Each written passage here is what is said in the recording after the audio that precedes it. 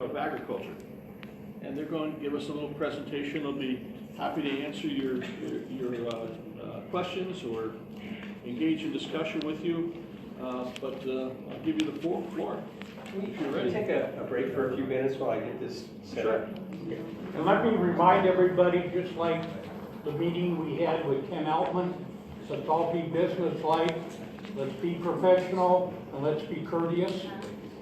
Okay, I know this Newcastle thing is a serious issue for a lot of the folks up here, so let's not let our emotions cloud our words. Yeah, as a bit of background, we were not contacted by them, but we went to them because we knew that there was a lot of interest in the area about this matter, and so we invited them. They were reluctant to come out at first, but we talked somebody into it. I don't know who it was, but they finally said, "Okay, we'll come out," and so that's where we stand. How much time do you think you're going to need? You ready now? Okay. Let me get out of your way. So You want to get up here? you don't have to look at my face. John, you folks might want to sit out here so you can look at Denise, do you want one? Whoops. It's about the development. Oh, Take it's it. okay. It's Oh. okay.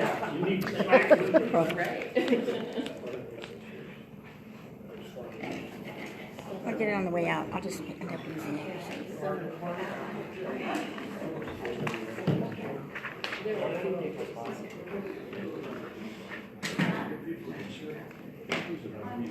Yeah, it's easy. Hey, Ryan, would you do it by arrow in advance? Yeah. Well, good evening, everybody. Enter. I want to thank John and the group here. I'm an impressive group with good discussions. How often do you folks meet? Once a month. Once a month? Very good. That's good. Really appreciated the law enforcement, their comments.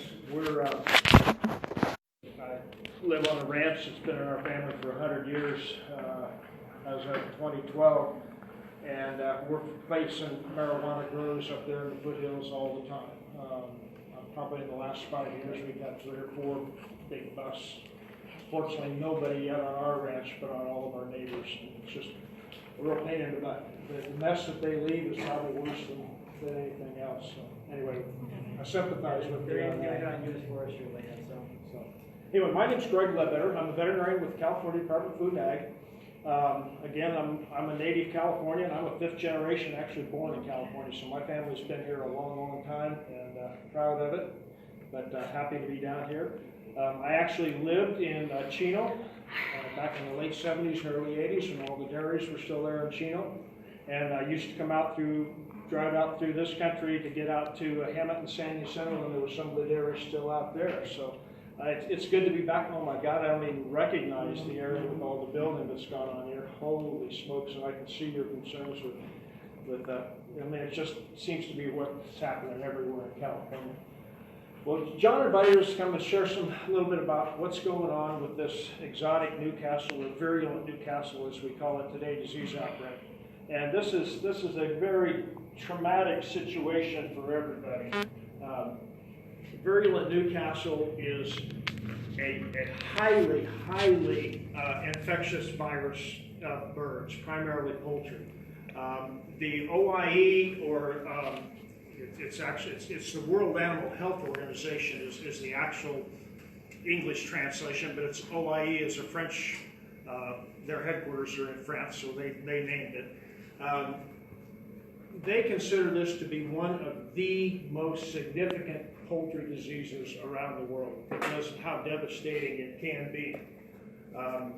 States like the United States, we normally do not have virulent Newcastle here in the United States, so we consider it a foreign animal disease, and which immediately when we diagnose any foreign animal disease in the United States, it triggers a definite prescribed set of responses, and most of those are joint responses between the United States Department of Agriculture and the various state departments of agriculture, in this case California. When we first diagnosed virulent Newcastle in Los Angeles County in May of last year, the first thing we had to do was to notify USDA, and then as soon as we also had to notify the OIE that we had virulent Newcastle now in the United States. As a result of that, just to show you the global significance, 57 countries around the world have taken some kind of import restrictions on poultry coming out of California and out of the United States. So there's other countries. This is more than just involving us. This is a big picture issue. Tremendously high morbidity and mortality in chickens. We've seen flocks that almost 100% of the birds are dying immediately once they're infected. There's no cure for it, and unfortunately, we do not have a vaccine that works. I wish we did. There are vaccines available. They do lessen the symptoms, and most of the commercial flocks around here, the big egg layers, they vaccinate their flocks heavily. We have seen in the 10 flocks that have been, of the big flocks that have become infected around here, we have seen a reduction in mortality. They have not been as, it's not been as lethal, but the birds are still shedding the virus, and that's our concern, is that even though the birds are vaccinated, they still shed the virus. And the good thing is, this is not a zoonotic disease. Zoonotic diseases are diseases like we hear about, like Ebola, something like that can go from animals to people. Brucellosis or tuberculosis in cattle can go from animals to people. Avian influenza, bird flu, can mutate and go to people. Virulent Newcastle only affects birds. Occasionally, some of our workers who are right around the birds and stuff, where we're dealing with these highly infected flocks, they might get a mild conjunctivitis, pink eye for a day or two, but that's the most we see. So there's absolutely no threat to any of us from the disease as far as a human health standpoint. This is strictly a bird welfare issue, and the fact that it kills these birds, and we don't want to see that happen. Again, it's primarily a disease of poultry. More than 250 avian species can be affected. Chickens are the big concern here, and our really big concern here in Southern California, and where this disease started, was in what we call exhibition birds, or basically the fighting chickens.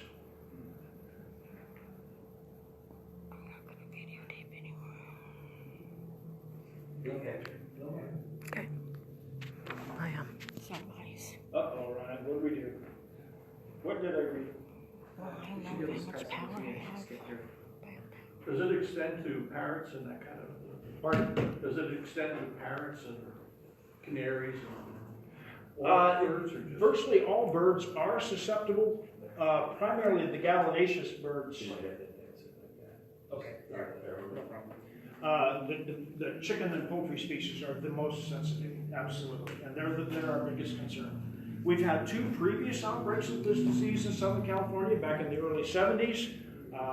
Had a pretty major outbreak, went on for almost 2 years, and then probably a lot of you, were any of you around that lived here in the area in 02, 03? Okay.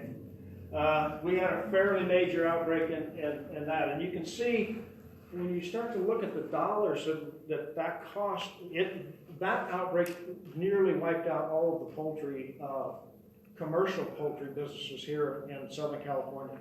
So far in this one, and I'm really concerned. I think we have really worked hard with our commercial industry to step up their biosecurity. We've only had 10 commercial premises become infected thus far, and we're hoping to keep it that way. Because like the deputy said, if we lose all of the egg production in Southern California, the price of your eggs will go up. California is a net importer of poultry products. We import more poultry products in the state than we produce here, especially eggs.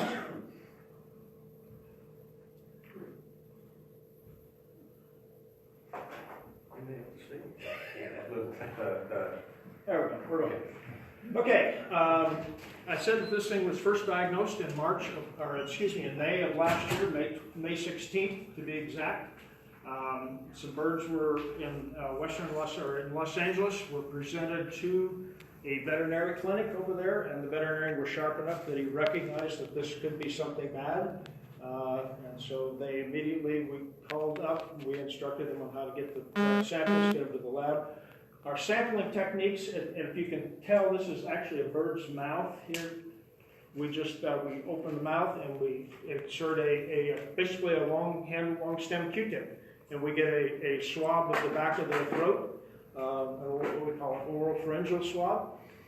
We put that in some media, it goes up to the lab, and they run a PCR on it looking for the virus. And so that's the as simple as the test is, swabbing the birds. It's not painful to the birds, it's quick, easy. So since, as soon as we diagnosed the disease, again, we got USDA involved. We established what we call an incident management team or an incident command structure, and I know law enforcement uses those for emergencies. We do exactly the same thing in animal emergencies. And we developed a key strategy for this disease, and these are the three key components that I want to spend time talking about each one of them. First is outreach and education, to try to get the word out to the producers, educate them about what the disease is and how they can protect their own flocks and get through this. The second is to detect the virus wherever it may be here in Southern California, and it's in a lot more places than we originally thought because of some of the comments that you made about the spread. And then the third is our overall goal is to protect California poultry, whether that's backyard poultry owners or commercial poultry owners. We want to protect California poultry. We're all in this together. So outreach and education. This was our first effort. How we have accomplished that, we've done a lot of in-person meetings like this, a lot of public service announcements, meeting with community leaders, videos on YouTube. CDFA has a pretty robust website. USDA has a website. A lot of conference calls with various players, communities, what have you, email lists and stuff, and social media as well. Social media is something that is relatively new. USDA is a little more advanced with our social media than we are. CDFA is fairly new to it, but we're trying to get into that arena as well. Individual contacts door-to-door has been kind of the heart of our outreach efforts. Door-to-door outreach has its problems. We get a lot of people that don't answer the door. We deal with a lot of vicious dogs, various things like that. It's made our job very, very difficult. But still, it's been a key part of our strategy, not only to get the word out, but to figure out who has birds and where those birds are, and so we can get those birds tested and figure out where the disease is. We've done early on in this, last summer and into the fall, we spent a lot of time going to churches to try to reach primarily the game fowl community, because we recognized that was a key part of this outbreak. Did a lot of outreach to a lot of parishes, and actually the parishes were in the various communities were extremely accepting and willing to have us come in and talk to their parishioners. A lot of feed store outreach. Feed stores are a great source of information for producers, and a great way for us to get information on, what products. Feed stores sell several pallets full of chicken feed every week. But pretty good idea. There's probably a lot of birds in that area, and maybe we ought to do some testing, see what we can find. Unfortunately, feed stores can also be a big conduit of spreading the disease. If you've got chickens that are infected and you go into the feed store and you've got chicken poop all over your feet, and your neighbor who doesn't have the disease yet comes walking in and he gets the chicken poop on his feet and takes it home, you have just managed to spread this virus all over creation. So in addition to them being a good source of information and a good source for us to disseminate information, just getting them to step up their biosecurity and to help all of you prevent the disease has been a real plus. And then we focused on community events. Again, early on, targeting a lot of the Mexican community rodeos and things like that to try to get the word out. Shows and fairs. We just, this last week, had folks for several days down at the San Diego County Fair. It had some very good response from people down there. Local government and town halls. We've done over 100 50 public meetings around the various counties, various boards and what have you. Meetings similar to this, and really want to thank John for inviting us. News information, we have put a lot of information out to the media. Unfortunately, the media only picks up what the media wants to do. If they don't see, if the story they don't think is of interest, it doesn't get published. And so we've had a whole lot of media announcements over the year that we've been at this. I have a question about that. Well, since you have such a big budget, why not pay for full page ads and pay to get the information out there instead of just counting on? Let's let them finish their presentation. Yeah, There'll be because time for I'll question and probably answer. answer a lot of your questions before we get done. We've done a lot of flyers, and please help yourself to the flyers here. Most of these have been educational type pieces. A lot of them are in Spanish on one side, English on the other, to try to get the information out about this. So that's pretty much a good summary of our first part of our strategy, which is outreach. The second part deals with eliminating the virus. We've got to get this virus eliminated so that all the poultry owners here in Southern California and us too can get back to a normal life. Yeah. The central part of California's authority to deal with a disease like this centers on the state veterinarian and the quarantine authority that they have. It's the California Food and Agricultural Code, Section 9562, and it gives the veterinarian has very, very broad authorities when we suspect disease or something that may be significant to agriculture, to people, to the food supply, whatever. My boss has real broad authorities on that, and that's where our quarantine authorities and everything else come from that. Initially, we were just quarantining individual premises. Back in last summer, we started issuing some area quarantines. I know we had part of Ontario quarantined for a while. I think, let's see, we had Fontana, some very small regional quarantines. But as the disease continued to grow, in February of this year, Dr. Jones issued a regional quarantine that covers all of Los Angeles County, the western portion of San Bede County, and the western portion of Riverside County. And we'll come back to this map and we'll look at some of where the disease is in there. The area quarantine requires that people do several things. Number one, for our commercial folks, they report any disease or any unexplained changes in their production. If they see a decrease in egg production, they're supposed to report that to us. They do a lot of diagnostic testing. All of the commercial egg layers in that quarantine region are sampling their flocks twice a week and submitting those samples to the CAPS lab.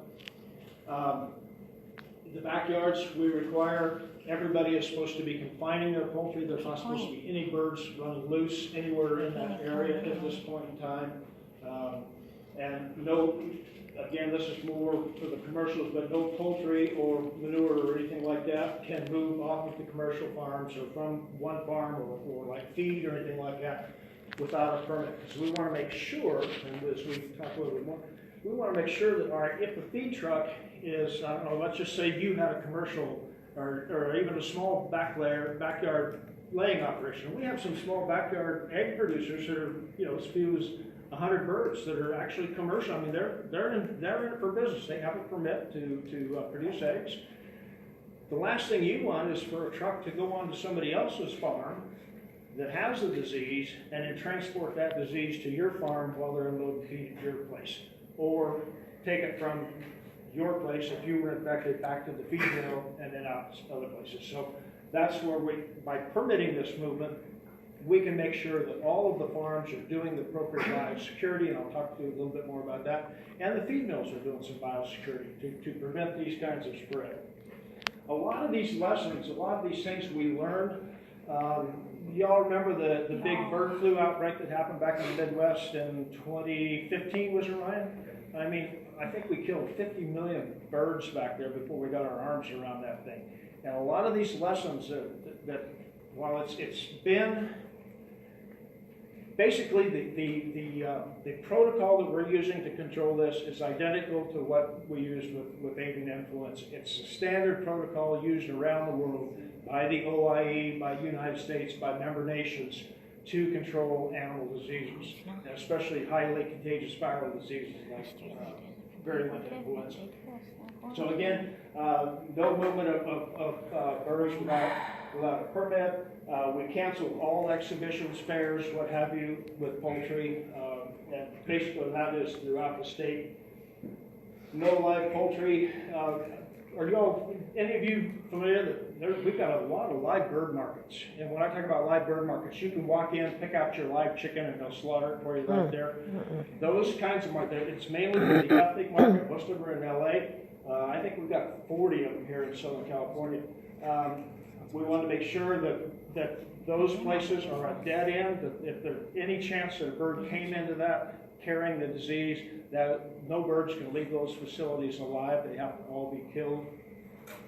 And then just enhance biosecurity for not only the commercial businesses, but for our feed stores and everything else that I mentioned. So that was kind of an overview of that. Diagnosis and surveillance have been key to figuring out and finding out where the disease is. Once we know it's in an area, then we can step up our surveillance. We can step up the depopulation of the infected flocks. Whatever it is taking to get ahead and get our arms around this disease. The challenge down here in Southern California has been just finding where the sick birds are and finding the disease. Number one, getting access to prems, to sample birds and stuff. A lot of people aren't home. A lot of people just don't answer their door. We have encountered birds housed in all kinds of unique situations that you wouldn't normally think was where chickens would be housed. But yeah, we found them there. And then just catching the birds in some cases, because a lot of these communities we've had, it seems like the whole community is one big chicken flock because they're all running out in the streets. So it has been an interesting experience. We capture a tremendous amount of data from all the testing we're doing, from the surveys that we're doing, the questionnaires that we're getting out to folks. Anyway, the disease originated here in the Los Angeles area. It then popped up out of the Muskoy, Fontana, Highland areas, Chino, Ontario. We've had it's been in El Monte. We had one clear over here in Ventura County that we stamped out very early on. We've had positives in several places up there in the high desert already. Right now, our hotspots, and I'll come back to this, our hotspots are still Muskoy, the whole Miraloma area, Paris, and is this Paris down there? Anyway, yeah, Miraloma there. I actually, when I lived down here, like I said, it's 40 years ago now, I took flying lessons at the Chino Airport back when it was still a quiet little airport. And we would come out to Lake Matthews and practice our stalls and spins over Lake Matthews because there was nobody lived out here back then. And plus over the lake, you didn't have to worry. If you went in, you were just splashing the water. Semi-urban poultry, which is what we're encountering, has been a real challenge. And it provides a unique circumstance for the virus to survive, because we've got areas where we'll have lots of backyard poultry in close proximity to each other. A lot of these places, the birds are flying freely around, what have you, and so the whole area literally becomes contaminated with virus. Viruses can only live and multiply when they're inside a host. This virus, if it's on the ground, it will survive And if it gets into another host, it can start multiplying, but eventually it will die there on the ground. And the research that's been done looks like about 120 days with no host, nothing to do, and the virus is cooked, if you will. It's going for it. But in these urban areas that we're dealing with down here, once we find one, and especially this is an area, if you look at all these backyards and the amount of poultry that is housed in all of those, even if we found half of those and missed the other half, the opportunity for that virus to multiply and to infect other birds, for people in that area to spread it to other areas, just becomes, it's incredible. And so that has been what, as we've gone through this thing and we've learned and we have adapted to what we need to be doing to control this, that we have gone to some of our more aggressive euthanasia, where not only do we take out the affected premises, but we'll take out all the neighboring premises around it, because those birds likely have been exposed, and if we leave them, they will then become sources of more virus and contaminate more neighbors, and this thing will just continue to go on and on. Our main method to stop this virus is euthanasia of the birds, as I think everybody's aware. Unfortunately, that's the only tool we have in our toolbox right now. I will say that we only use humane methods of euthanasia that have been approved by the American Veterinary Medical Association. The American Veterinary Medical Association has a list of approved euthanasia methods for all species, basically, or all domesticated species. And the main way that we use is with CO2 gas, either in a container, like a trash can for a few birds, or we actually have, we call these, they're called mobile atmospheric killing chambers. Doesn't sound very nice, but this whole stainless steel enclosure is charged with CO2 gas. It's got a flapper window. We can put the birds in there. They're unconscious within just a matter of seconds. And the CO2 is, like I say, it is an acceptable way, an acceptable means of euthanasia. Occasionally, on some of these, and I mentioned that we have a lot of loose birds on some of these facilities that we deal with, or birds get loose as we're trying to do this, to carry out what we need to do. We employ the United States Department of Agriculture's Wildlife Services folks, and they have teams who are sharpshooters. They're used to taking out problem species around airports, things like that. They come and they work with us. They have pellet guns, and they will, have to euthanize some of the loose birds that way in order to get the job done.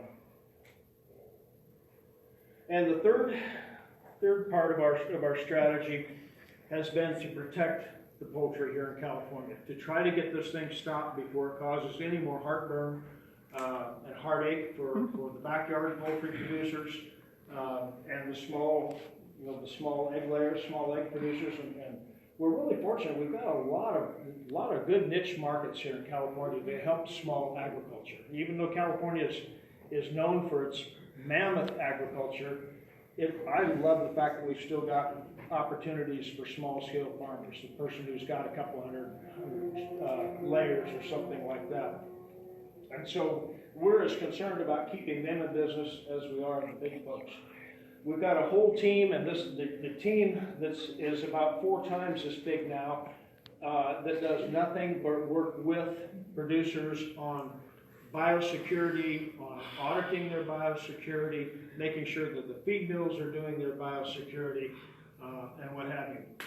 One of the unique challenges here in Southern California is we have commercial poultry in very, very close proximity to highly dense backyard poultry. This is a commercial poultry facility right here. They have about 40,000 layers. Less than 600 feet away, we have this facility here that was full of backyard chickens. So the challenge is really tough. It's tough if the backyard guys get infected, it's gonna be tough for this guy to not get infected. In this case, if this guy gets infected, it's gonna be almost impossible with that much virus in the area to not have it spill over into the backyards too. So that's why we're concerned about both. And just here's another similar example. This was a commercial operation with about 70,000 layers. They became infected, and this facility was right there.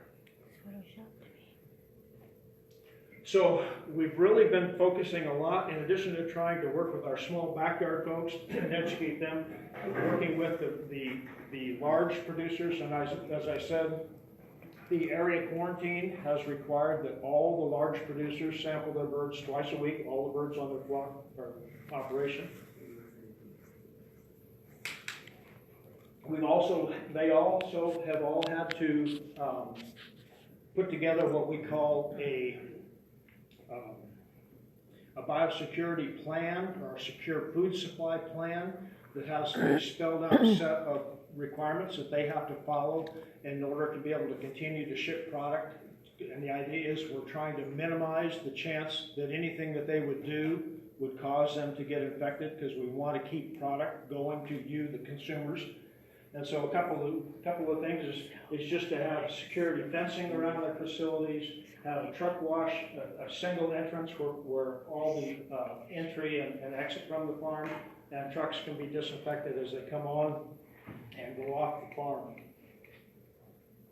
Now, certainly things like that, and it's just a picture of cleaning a truck, things like that are pretty expensive for backyard farmers. They're gonna have a hard time seeing you in the car every time they drive in and out of the driveway and stuff. But on a bigger farm, it's something that they have to do. They've got a lot bigger investment, and they've got to protect it. Another part of our secure food supply plans, and these are just some maps that we took from some of the plans here in the area. We require them to draw a complete map of their facility, where their employees park, where the feed trucks enter and not. Their employees are required to wear PPE at work. So if you see people on a regular chicken ranch that are in white suits, that's because it's part of their requirement while this outbreak is going on. Because the last thing we want is the workers to go home, become infected, or become contaminated, and bring that virus back to the poultry facility, or the vice versa. We don't want to get taken, if this poultry facility became infected, and we had some commercial folks that have become infected, we don't want the workers taking it home to their chickens. We're trying to do everything we can to stop the spread of this disease so we can all get back to a normal life. These are some maps that we produced just to kind of help monitor what we're doing. They're called heat maps, and the darker the center, the more blue it is, it means the more disease that's been in that area. Compton was one of the real early hot spots that we had, as was Musco area out here. Miraloma and Paris have both come later, and some of these others were maybe just one or two positives there. But we do a lot of number crunching, just constantly looking at trying to establish patterns or figure out, is there patterns with how this disease is moving? Are there things that we could do different to stop this disease from moving? Basically, like I said, we want to get out of here as fast as we can, get out of your hair, get out of your neighbor's hair, and get back to a normal life, and let everybody get back to raising their birds in a healthy manner. Just some statistics as of this week. We've got about 310 responders on site. About half of those are USDA folks, half of them are CDFA folks. So we've got a lot of people from all over the United States here helping us out with this. We have visited 153,000 premises throughout the LA Basin in those various areas I showed you just a minute ago.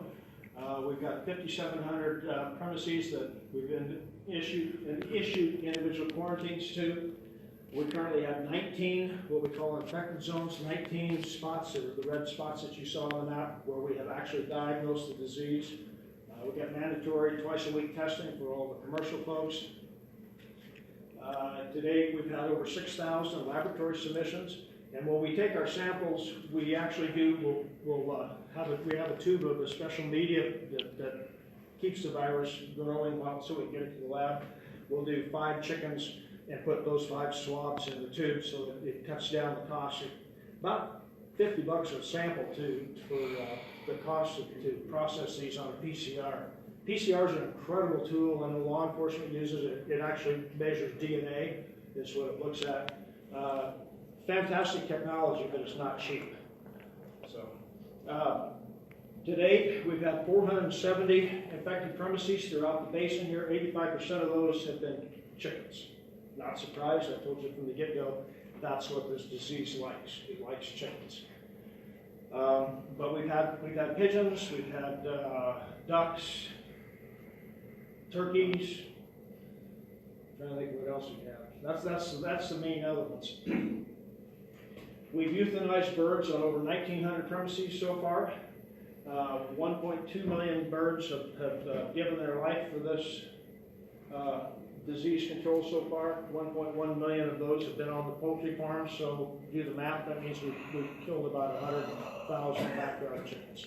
And I'll tell you that as veterinarians, Ryan and I take an oath to alleviate animal suffering and prevent animal disease and what have you, and having to kill that many birds does not come easy for us either. It's not something we enjoy doing. If we didn't believe in the bigger picture here and that what can be gained by getting this disease under control, it would be very hard for us to do this as well. One of the things that we are doing is, as we depopulate premises, especially the ones that are positive, we want to make sure that those folks don't go back and restock, because remember I said that this virus needs at least 120 days to die out without a host. And so we're doing what we call fallow checks. We're going back and revisiting all of those 1,900, whatever the number was, premises that we've euthanized birds on. We're going back and visiting those every 20 days to make sure they have not restocked with any birds. We've had a few people that forgot and did, and we depopulated their second crop of birds, and they don't get paid for that group. That was their mistake. So anyway, we're trying everything that we know how to try to get this disease under control. Just a couple of again, this thing started in May of last year. On May 13th, a backyard poultry producer in LA County brought some birds to the veterinary clinic. Those all died. And on May 17th, we got back that D&D was confirmed, and we set up our incident command post with USDA. December 14th was the day we got the first commercial positive. It was actually a poultry facility, a pullet ranch right up here in your area. We are still not quite sure how that individual got, because he had good biosecurity, or they did. They were doing a good job, and so that one really shocked us when they got contaminated. And then on February 27th was when our state veterinarian issued that regional quarantine that I showed you. I think there's hope. If you look at this is the number of positive premises that we've had per week. Starting a year ago, we were doing pretty good. We thought maybe we were doing real good there last fall, and in November, December, we got our butts kicked. The cool weather came in. We had the disease had spread to other areas that we had not found yet. Paris was one of those, and it just exploded. Once we found the first case in some of these neighborhoods and got to testing more and more birds, the disease was very, very widely spread. And it's taken us almost 6 months to get that back under control. We now have gone 3 weeks in a row with only 1 positive case, and this last week we have had none.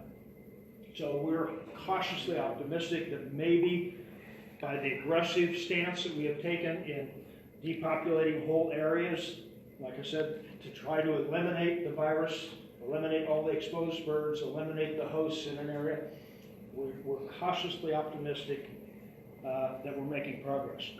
Do I believe we found all the disease here in Southern California? Probably not. There have been so many birds moved out of some of these communities illegally against the quarantine. We can't catch them all. We don't know about all of them. I'd be naive to think that the disease has not spread beyond Southern California. I just hope it hasn't.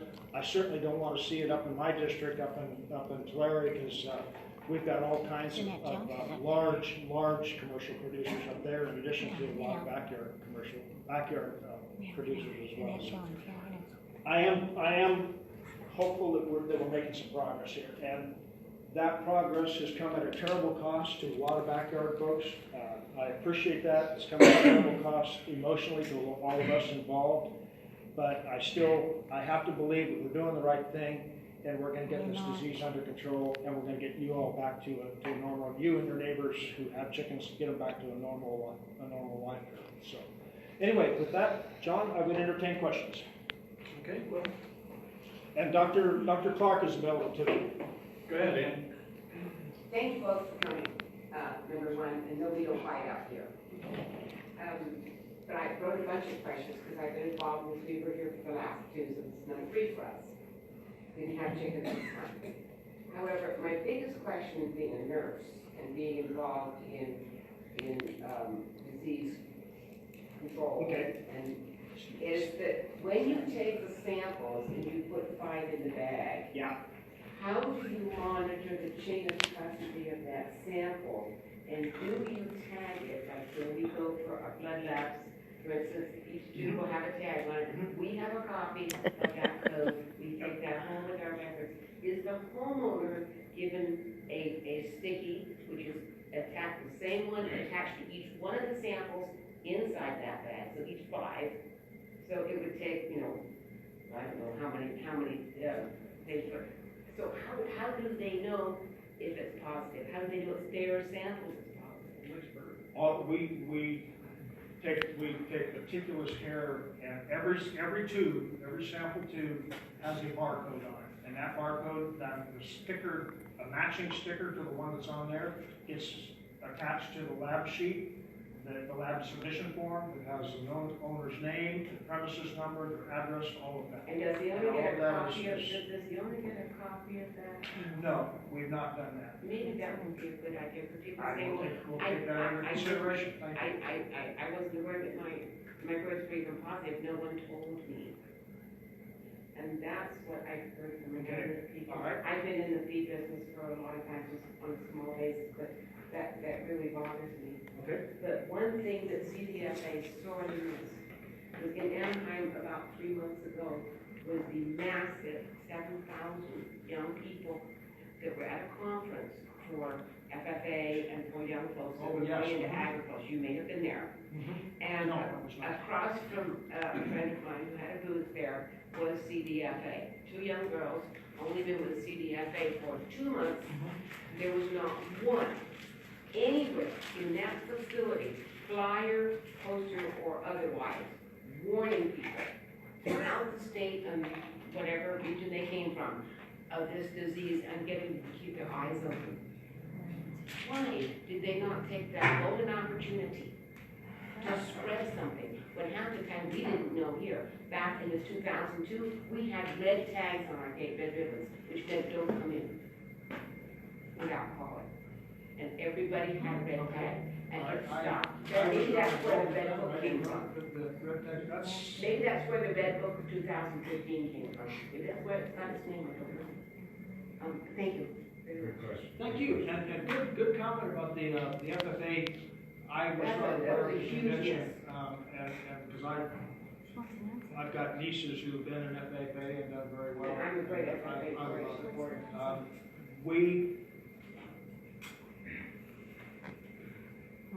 It's difficult when you get in the thick of something like this to know and always catch all of the opportunities that are presented. I don't think we were as well thought out this year as we were in 2002-03.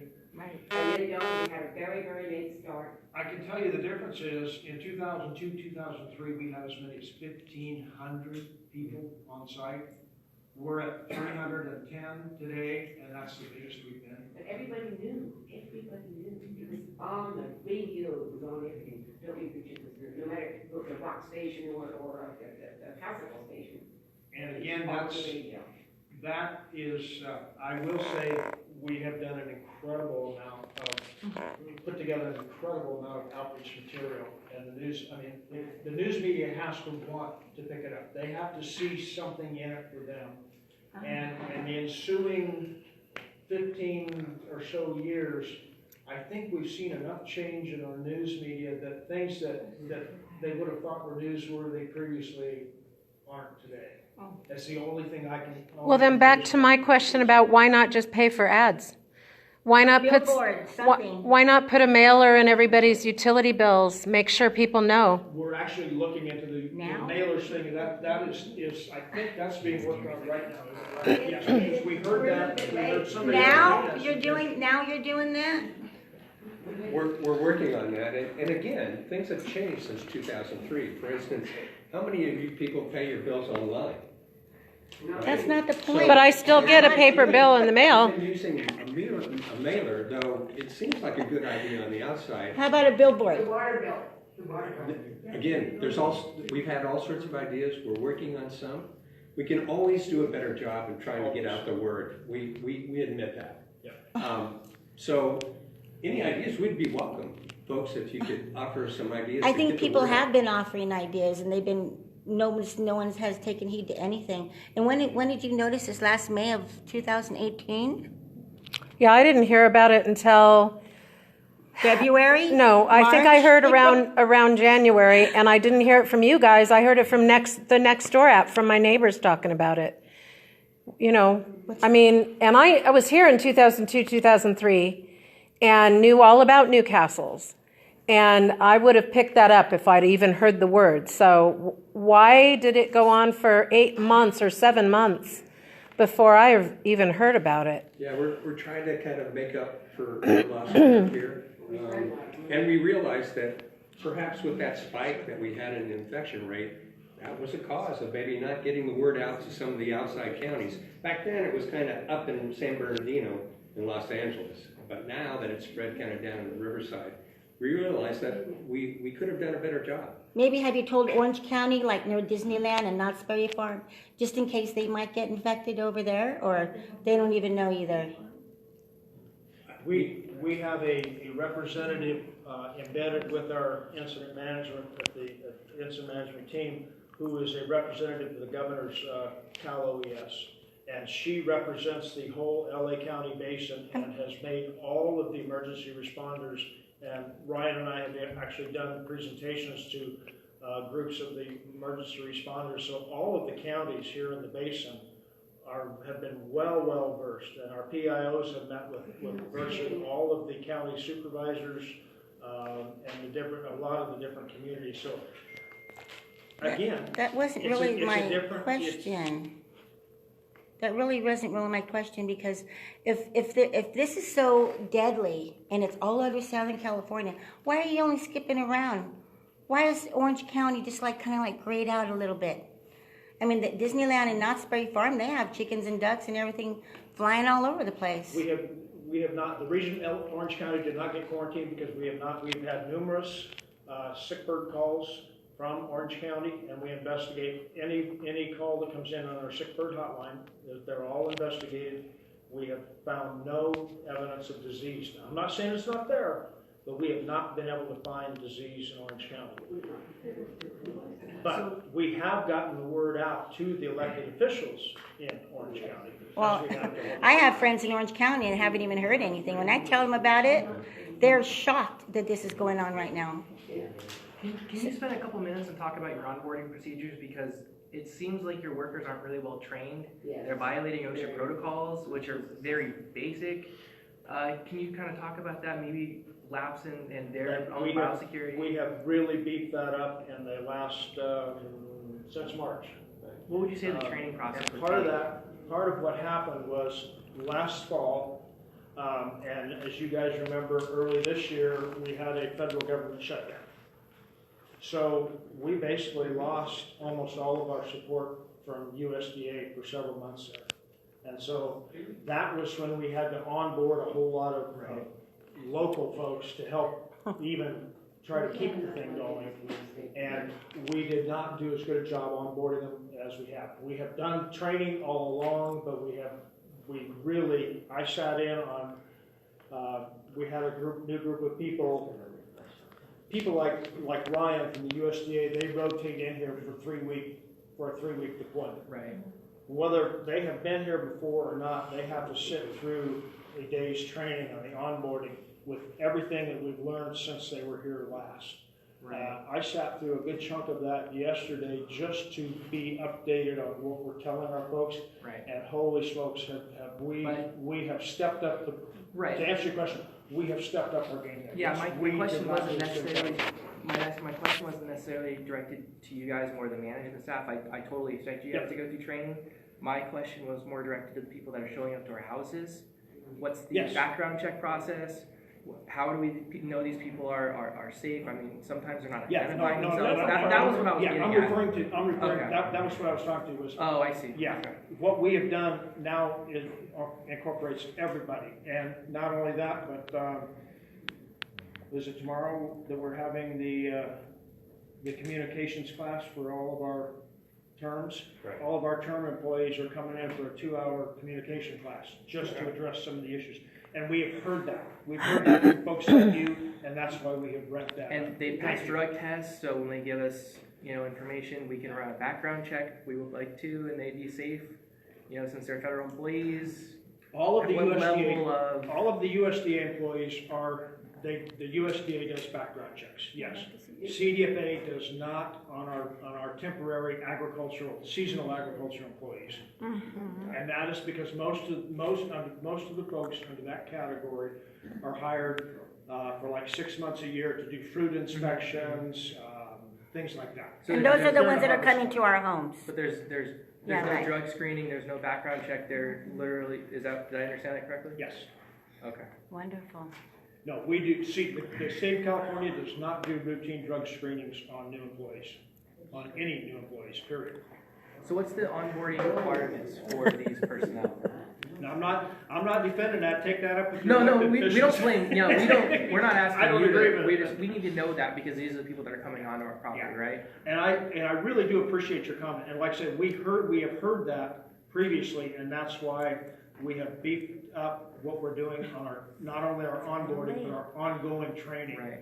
To try to get people more. Because that To comment be better- goes, better- right, better because that comment goes equipped more with on money. law enforcement too, because we actually want law enforcement to be present when these guys are coming on our property, because we suspected that they might not have onboarding procedures that would be, appropriate of a Walmart even. Kmart's out of business. Probably a little bit of that. Are you sure? Because I think they make you pass a piss test for Walmart. So, Actually, one of our people who has done most of our onboarding training is a former Walmart employee. Please tell me the He's an truth. outstanding human resources individual. He really has a good message, especially for the young people. I don't know if any of you have worked with younger employees. They're a challenge. Absolutely. A lot of these folks that are working for us have not had a lot of jobs previously, and we're hoping that we can instill some work ethic in them and things like that. And we appreciate your patience for sure. As a taxpayer, it would upset me as well to have somebody like that who didn't know what they were doing coming to my door. So I do appreciate it. Right. And we have heard that and we have addressed it. So, yes, ma'am. So I understand the seriousness of the virus, and I understand that you're doing what you think is the best thing to get it under control. I think what a lot of people are having trouble with is the way that that's being carried out, because people come to your door and demand to be let in to look around. They will not identify themselves. If people give them any resistance at all, they bully and they intimidate. First of all, everyone that works for us should have an ID. They turn it around and will not show it to you. They should be showing They you will their not. ID. They won't.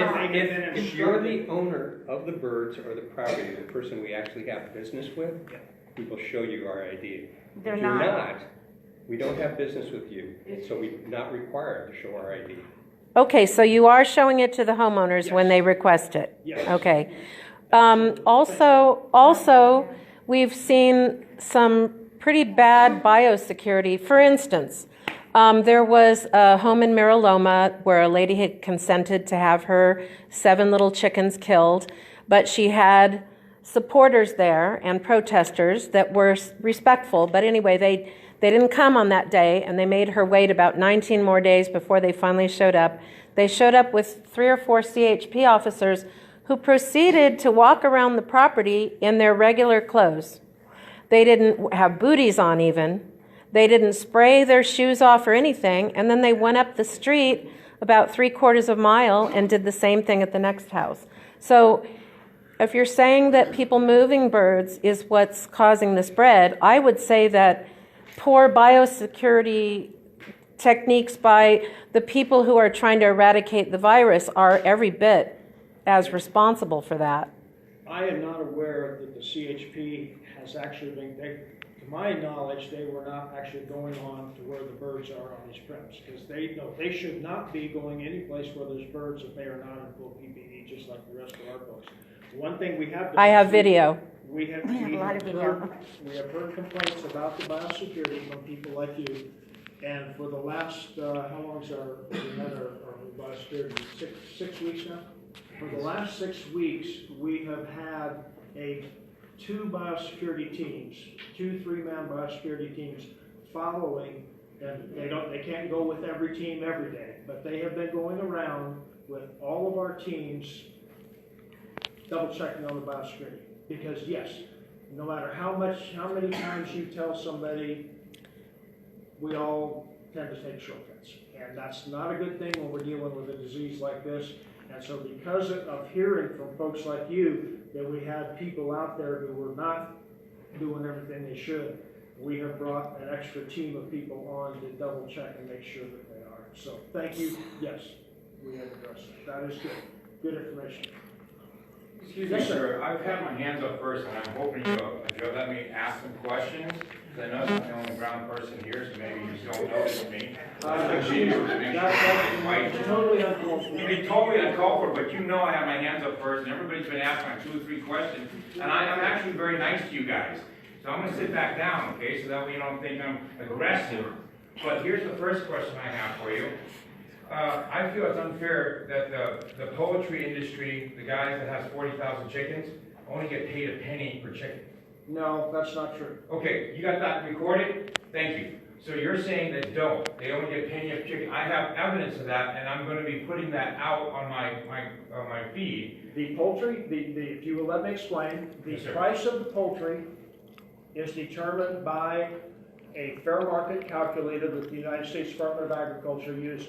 And they use the same one all across the country to be fair.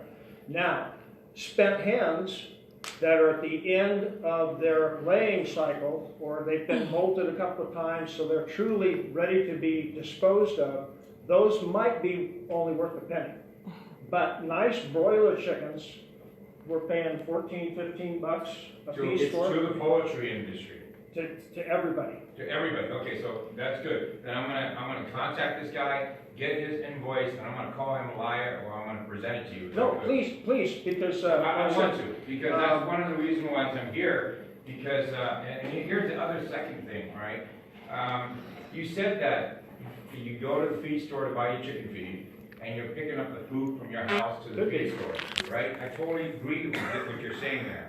So what you're saying is that it'll take 120 days for that poop to disappear and we'll be free of disease, right? If it's been out in the sun and right. Yeah. So why don't, when you kill the chickens, not also remove the poop from the property at the same time?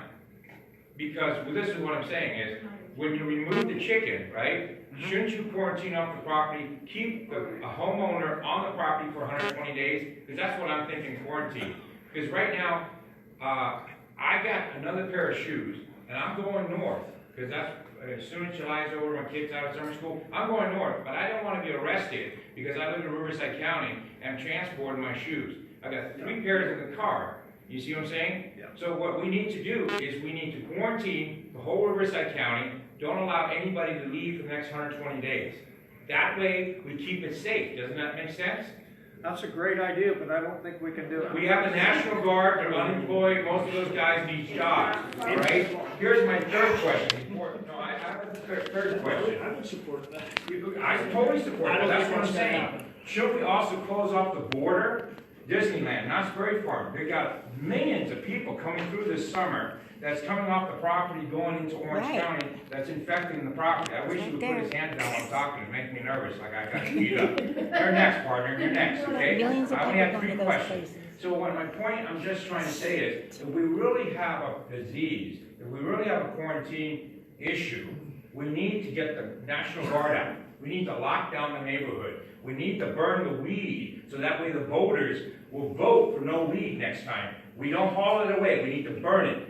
The chickens, same thing. While you're burning the weed, we throw the chickens in. Just go down the street, you hear a beep, beep, beep, beep. If it's somebody's phone going chick, chick, chick, put it in the feeder. Burn it.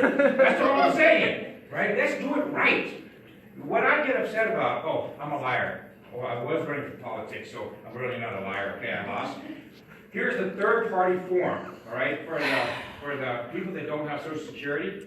All of a sudden, you guys come up with a third-party form. As long as you live in the state of California, you know, the Hollywood state, the Central state, the make-believe state, where it's a misdemeanor here, but once you cross to Arizona, you get arrested for a felony, right? Why?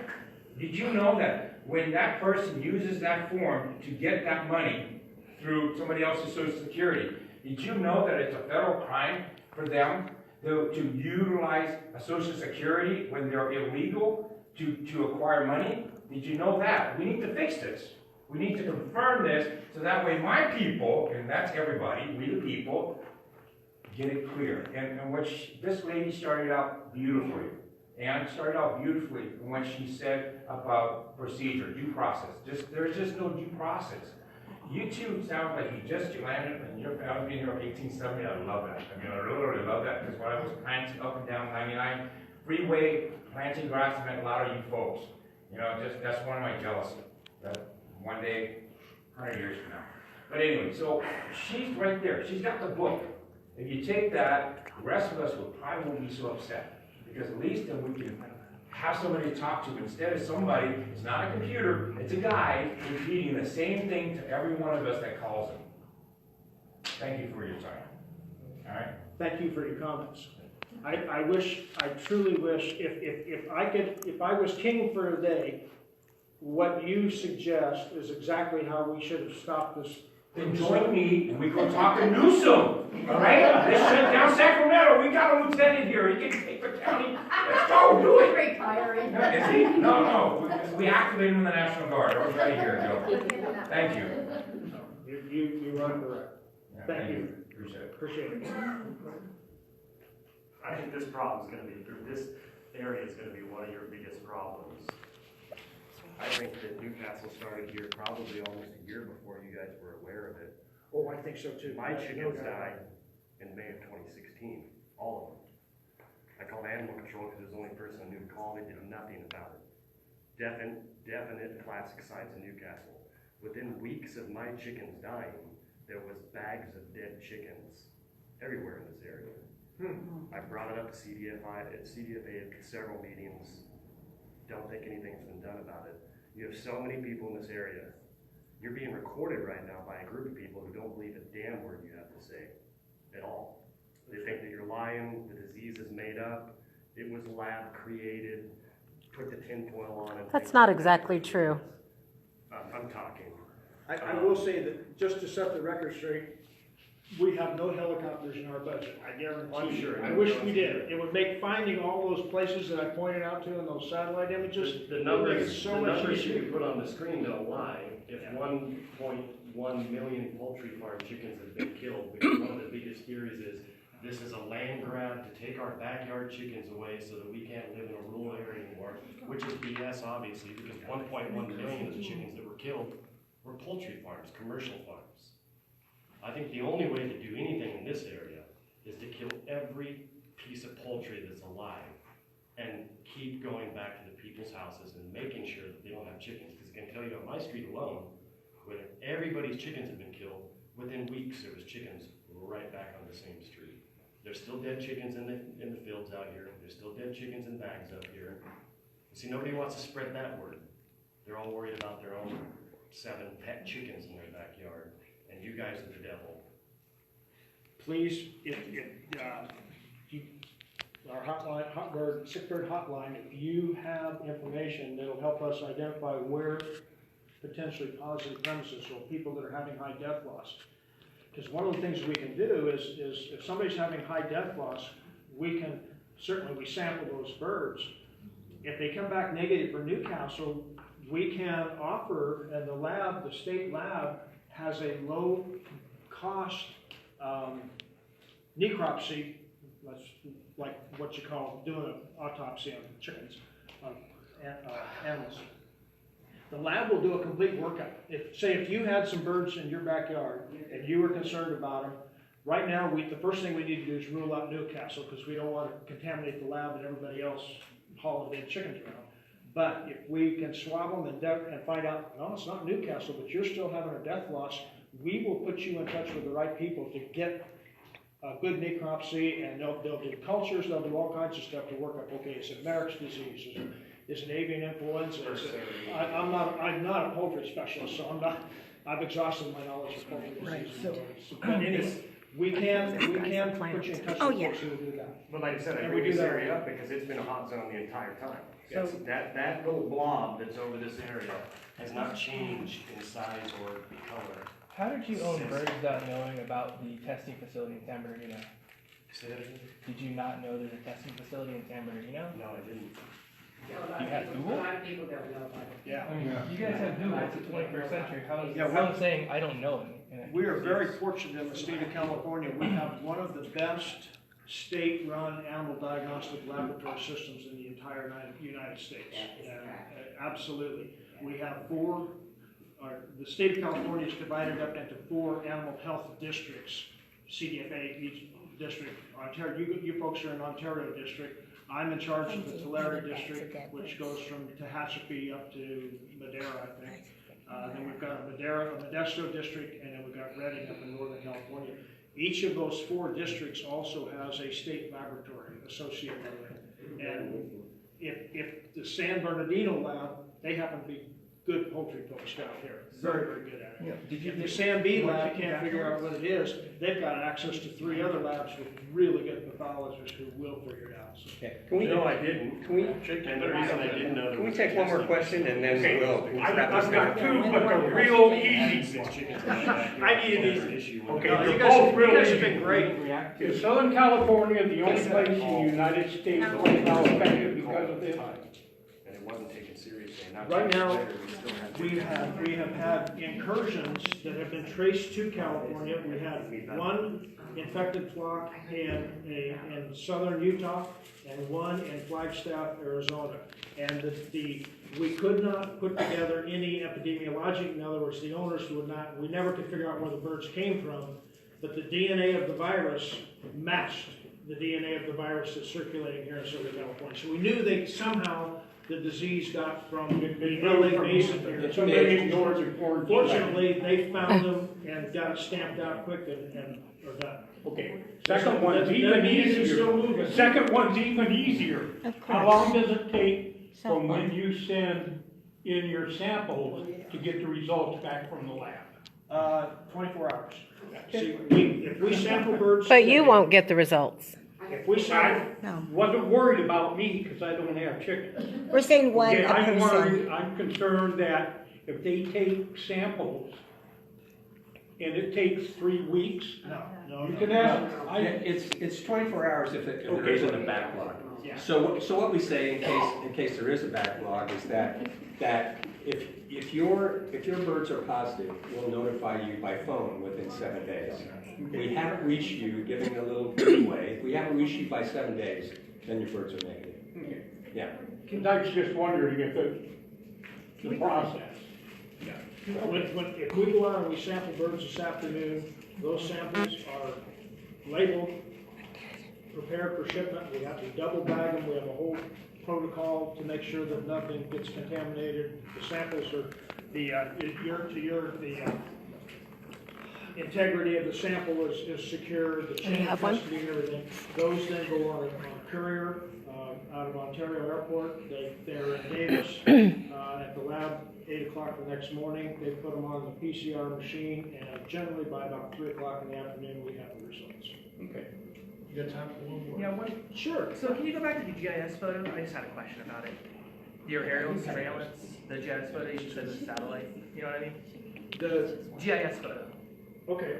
The heat. No, the photos you had for surveillance. It was might have been one slide Oh. before that. Keep going. One more further back. Or is it maybe? Those? Yeah. So maybe the next one. Yeah, you're right. It probably is. It looked like there was an angle off, but that looks like satellite. Yeah, you're right. No, I withdraw my question. I apologize. No, absolutely fine. Hurry up, Olivia. Mine is, I know during Easter time they said they didn't have any keeps in pet stores and that kind of stuff. I didn't check, I don't have chickens of any kind. Are you guys making sure that we don't have enough pet stores and feed stores? We are trying. We have a whole team of people that are doing nothing but going around to feed stores and pet stores and trying to make sure that we're keeping the poultry out of feed stores, pet stores. So, but if anybody knows of a feed store that's still selling poultry, please call the hotline and we will. Oh, yeah. They need big posters out front. Most of the feed stores, I'm told, I know a lot of people that own them, are Xeroxing their own, they ran out. But they're just little, you need to be on their front gate.